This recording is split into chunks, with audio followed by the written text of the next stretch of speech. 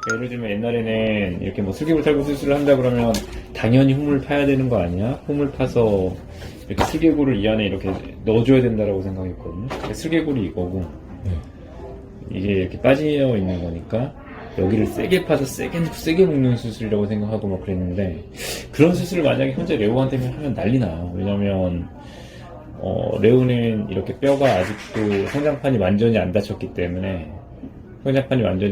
때문에 이 상태에서 여기를 건드는 수술을 하면 뼈가 막 이렇게 증식하거든요. 다른 아이들은 저 부분이 이렇게 닫혔죠. 그러니까 여기에 변화가 없죠.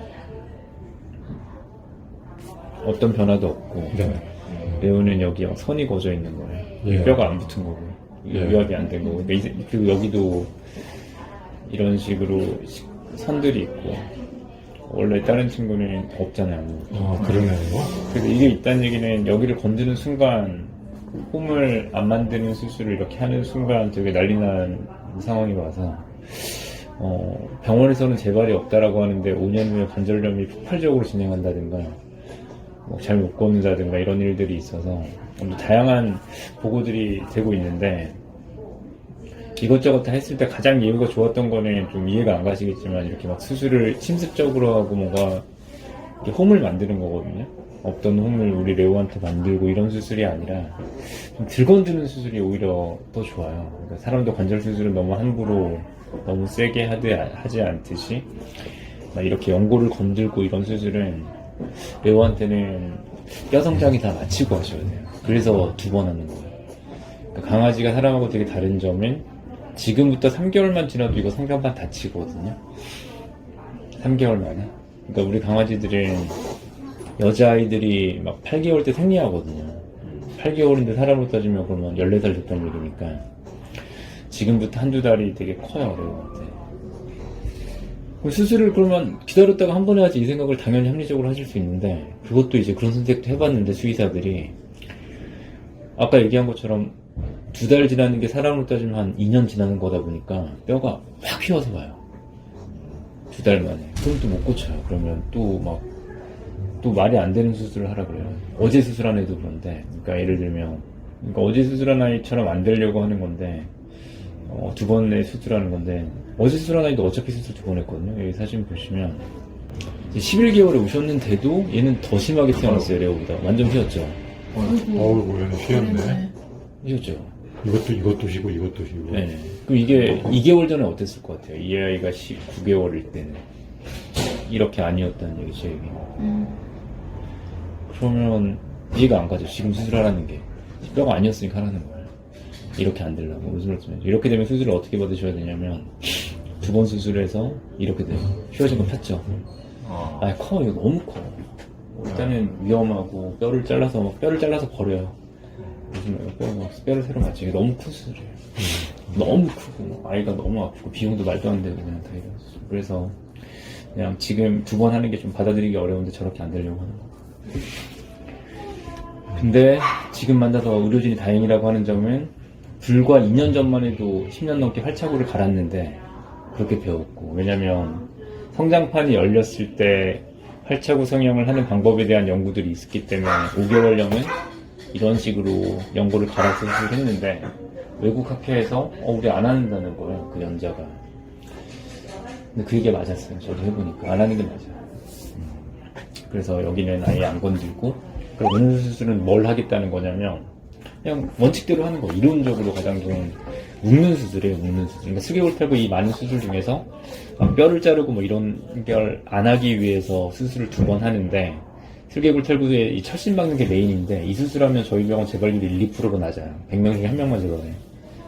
근데 이 수술을 못해. 이건 영구적인데 이거밖에 못해. 뭐 묶는 수술. 묶는 건 영구적일 수가 없어요. 진짜 운이 좋으면 아까 사모님 말씀처럼 50%는 유지가 돼요. 그래서 그냥 묶는 수술과 꼬매는 수술, 여는 수술 이렇게 3가지일 거예요. 그래서 홈 만드는 수술 안 하고 A가 가진 무슨 말씀이죠? 네. 그래서 수술 방법이 되게 여러 가지인데 어쩔 수 없이 이렇게 뭐 사실은 이 아이는 억울하잖아요. 그냥 이렇게 태어나고 이렇게 휘어져서 그냥 된 거니까 억울한 삶이거든요. 근데 이제 이런 일 저런 일을 다 겪다 보니까 이해가 안 가시겠지만 5개월 때 6개월대 슬개골 털고가 3에서 사기다 그러면 수술하는 게 맞고, 그 이유는 그렇게 안 하면 뼈가 휘기 때문이다. 뼈가 휘면 결국은 휜뼈를 이렇게 하는 큰 수술을 받아야 된다. 비슷해요. 예, 아이가 처음에 이제 병원에 한 5개월 정도령에 왔고, 지금은 거의 뭐 7, 8개월령이 됐는데, 이 아이처럼 되면 예후가 제일 좋은 거예요. 그러니까 처음에 왔을 때 다른 친구인데, 처음에가 5개월이었죠. 처음에 5개월. 얘는 더 안 좋아. 심한 선생님 되게 잘 보시네요. 심해요. 네, 선 넘었어요. 그래서 이 아이는 CT 찍으라고 그랬어요, CT. 처음에 오자마자. 선생님 되게 잘 보셨어요. 우리 레오는 현재는 CT 안 찍어도 되고, 우리 뭉치 같은 경우는 처음부터 뼈가 이렇게 휘었으니까. 근데 CT를 찍었는데, CT를 찍었더니 다행인 게, 뼈가 그렇게 아니었어요. CT 상으로는. 네. 그래서 일반 수술을 하기로 했고, 원래 이 아이는 저희가 나이가 어린데도 절골 수술하는 경우가 있거든요. 여기 성장판이니까 성장판을 피해서 절골 수술하는 아이들이 있거든요. 근데 그런 수술을 안 했어. 이제 이런 식의 수술이 된 거예요. 수술이 어떻게 된 거냐면, 오늘 우리 레오 수술을 마치면 우리 봄이처럼 이렇게 수술되면 돼요. 사진이. 어떤 사진인지 아시겠어요? 여기 단추가 하나 있잖아요. 네. 실이 이 뼈를 이렇게 통과해서 여기 단추를 통해서 이렇게 나오고요. 그 다음에 외측에 있는 작은 종자골에다가 이걸 걸어요. 이거 두 개를 전부 다. 네. 그러면 어떻게 되냐면 안쪽에 있는 뼈를 바깥쪽으로 이렇게 회전시키면서 돌려요. 무슨 말씀인지 이해하실까요? 이게 이렇게 돼 있으면 안쪽에다가 토그를 넣었잖아요. 티탄 이거를. 네. 실이 이렇게 들어갔다가 한쪽 구멍을 통해서 나와서 여기서 묶여져 있어요. 그럼 실이 이렇게 되겠죠, 다리가. 네. 무슨 말씀인지 네네. 이렇게 꽉 잡을수록. 그러면 수술 전이랑 후를 비교하면 이렇게 수술 전에는 오히려 뼈가 좀 이렇게 휘어져 보이고 막 그랬던 다리가 바깥쪽에서 당기니까 좀 펴 보이는 거예요. 그래서 CT 찍은 거예요. 왜냐면 찐 뼈가 아니고 어떻게 돌아갔냐, 어떤 자세로 찍냐에 따라서 엑스레이는 달라지니까 CT로 3D로 정확히 평가한 거고. 우리 배우도 티타늄 투구를 박는 거예요? 네, 맞아요. 그러니까 이 아이처럼 이렇게 수술하는 거 똑같이. 그래서 수술 후 모양이 훨씬 더 뭔가 다리가 이렇게 펴졌잖아요. 예, 예.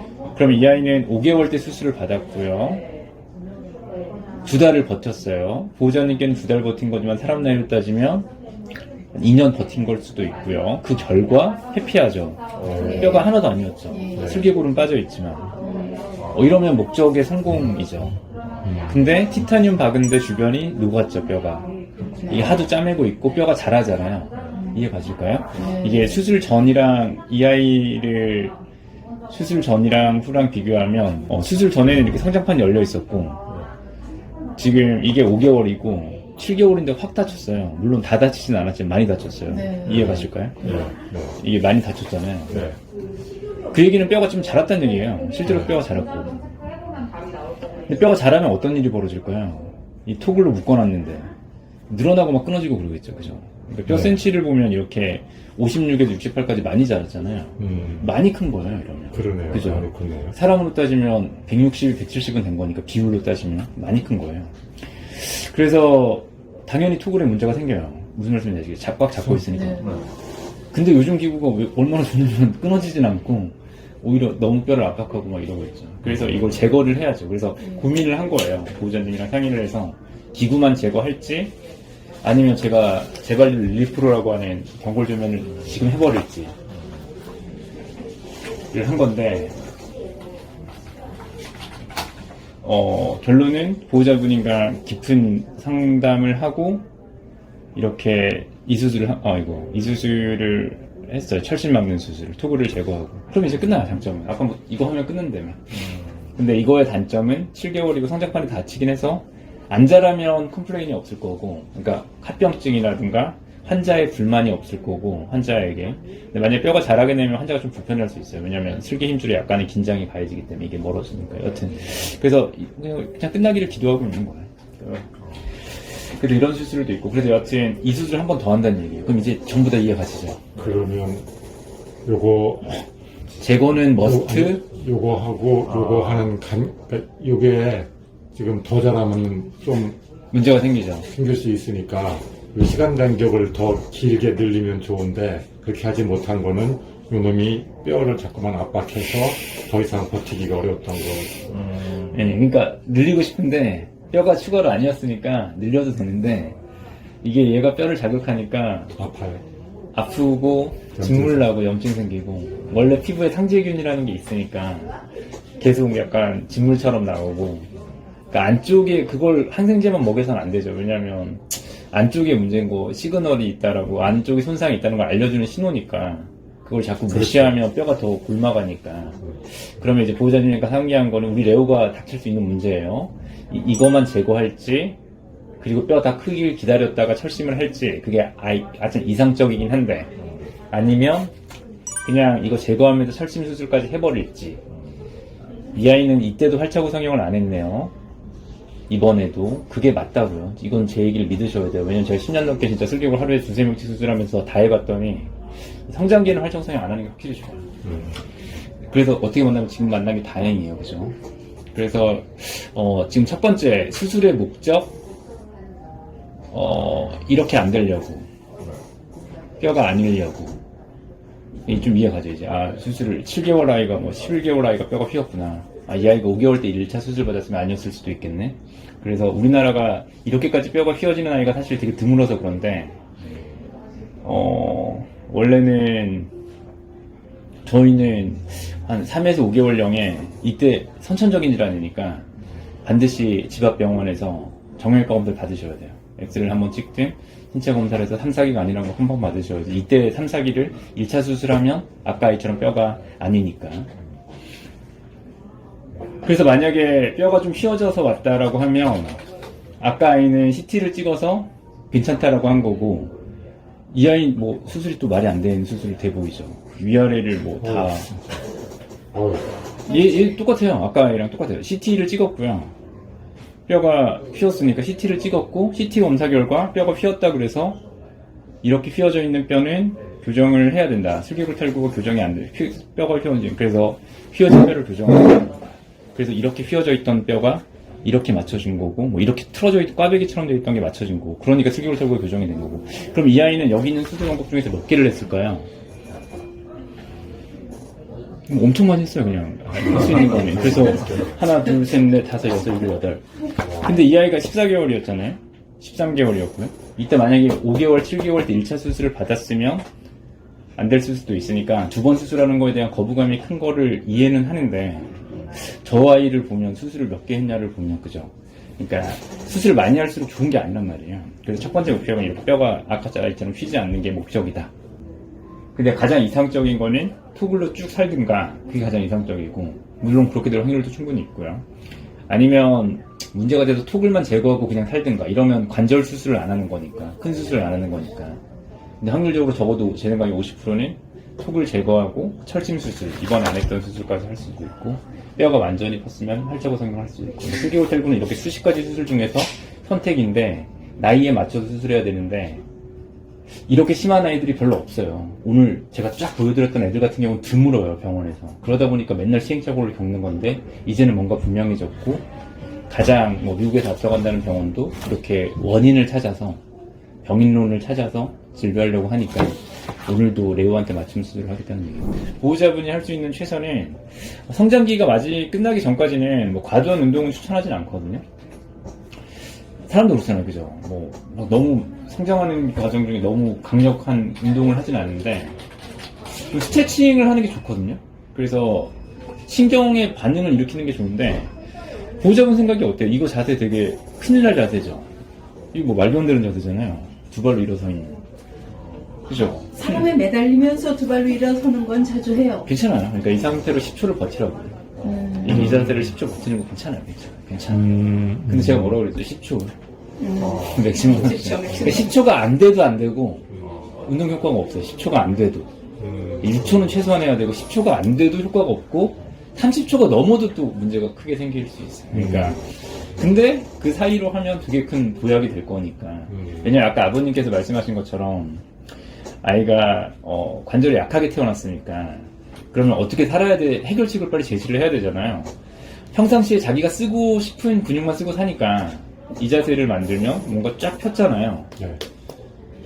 그래서 처음에는 여기서 얘기하는 것처럼 이거 보면서 이렇게 따라 하시면 되고 5에서 10초간 하루에 5번 하시면 되는데 이거는 이제 최근 나오는 논문들 아니면 교과서 얘기보다는 되게 낮게 잡으신 거니까 아까 얘기한 10에서 30초 사이로까지 해도 돼요. 근데 첫날 30초를 할 수는 없을 거 아니에요. 첫날 푸시업을 어떻게 20개를 하겠어요? 근데 처음에는 5초간 하루에 5번 이렇게 하시면 돼요.